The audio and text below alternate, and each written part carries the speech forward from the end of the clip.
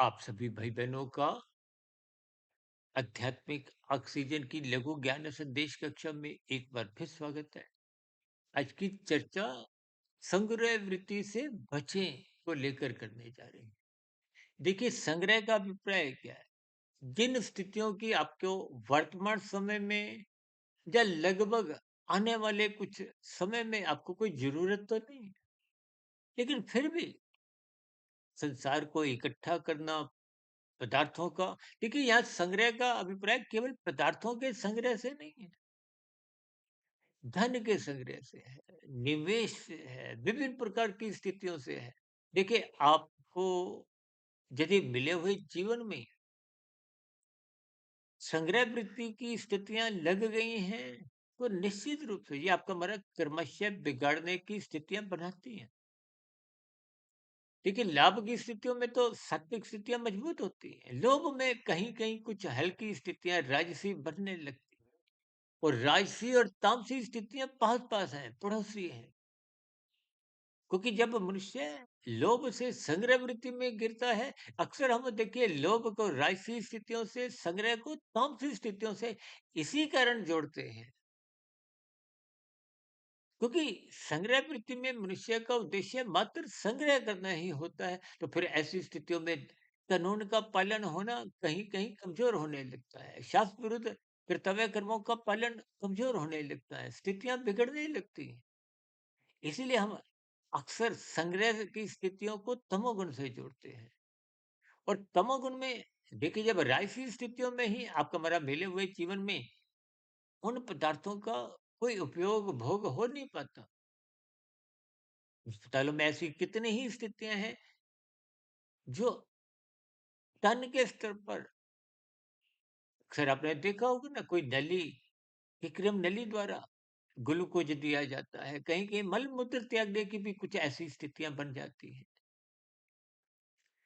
ऐसी स्थितियों में आप स्वयं चिंतन करें कि वो कमाया गया धन हो चाहे छीना गया धन हो, संग्रह वृत्ति की स्थितियां हो, वो तो इसी जीवन में भी काम नहीं आती। और मृत्यु के साथ तो देखिए सभी भौतिक उपलब्धियों का सिलसिला टूट जाता है। इसलिए हम बार बार कहते हैं, लाभ से जुड़ो, लोभ से बचो। क्योंकि शास्त्र क्या कहते हैं?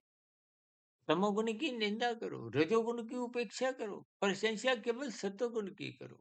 इसलिए लाभ की प्रशंसा करो, पुरुषार्थ करो,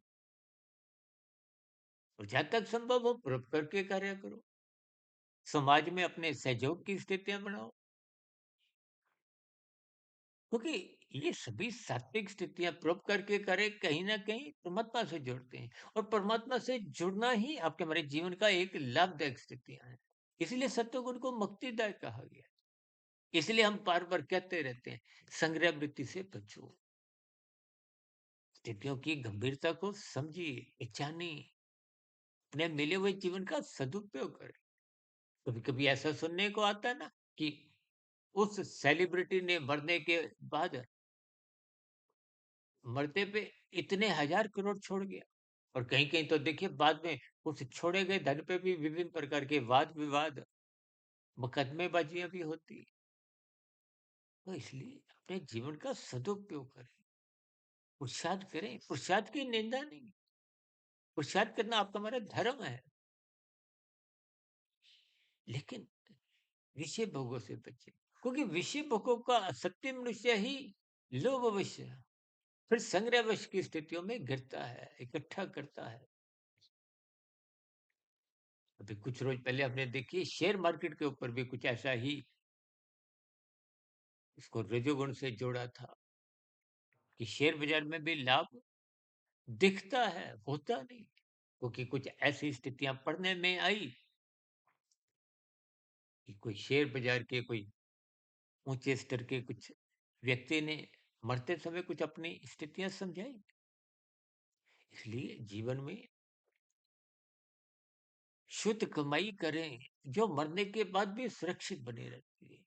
तो इसलिए तो देखिए, मृत्यु के साथ ही समाप्त, तो उस स्थूल शरीर से अच्छी बुरी स्थितियां, देखिए अच्छाई यानी कि पदार्थों का संग्रह समाप्त होता है। यदि कोई उस संग्रह में आपने बुराई अर्जित की थी, कानून का उल्लंघन किया, शास्त्र पाप कर्म किए, वो समाप्त नहीं होती।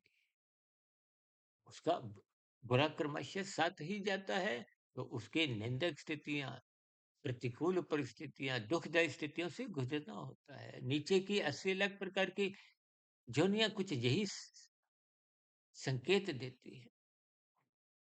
इसलिए कुल मिलाकर अपने जीवन को संवारिए, संग्रह वृत्ति से बचे, परमात्मा से जुड़े, आध्यात्मिक कमाई करें। इन्हीं शुभकामनाओं के साथ चर्चा विशेष को यहीं विश्राम देते हैं। दिन में शॉर्ट्स की वीडियो, शाम को सर्व कल्याण वृक्ष की प्रश्नोत्तर ज्ञान कक्षा, और कल सुबह पुनः ब्रह्ममृत ज्ञान उपदेश कक्षा में किसी गंभीर विषय के साथ मुलाकात करेंगे। तब तक आप अपने आध्यात्मिक मित्र सुधीर भाटिया फकीर को इजाजत दें। नमस्कार।